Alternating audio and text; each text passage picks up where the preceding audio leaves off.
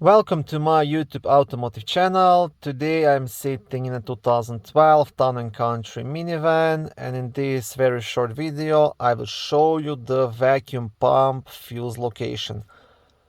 This video will apply to Town and Country minivans made from 2008 all the way up to 2016. The fuse you want to check is located under the front hood in the main fuse box, which is just next to the vehicle battery.